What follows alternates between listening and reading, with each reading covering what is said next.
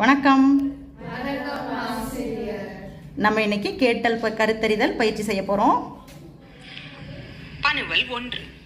மனிதனின் மனத்தில் இருந்து அச்சத்தை வெளியேற்ற வேண்டியது மிகவும் முக்கியம். அதற்காக எந்த விதமான சொற்பொழிவுகள் நடைபெற்றாலும் சரி, புத்தகங்கள் எழுதப்பட்டாலும் சரி, அதில் பாரதிக்கு முதல் இடம் உண்டு. அச்சத்தை பற்றி பாடிய பாரதி அச்சமில்லை அச்சமில்லை என்றே முழங்குகிறார். புதிய ஆத்திச்சூடி பாடிய பாரதி தன்னுடைய முதல் வாக்கியத்தில் அச்சம் தவிர் என்று சிறு குழந்தைக்கு போதிக்கிறார். ஏனென்றால் எல்லா வகையான அடிமைத்தனத்திற்கும் பயமே காரணமாகிறது. அதனை போக்கினால்தான் நாம் இந்த உலகில் துணிவுடன் வாழ முடியும் என்று பாரதி கூறுகிறார். கேள்வி 1. அச்சம் ஏன் கொடுமையானது என்று கூறவும். 1. அது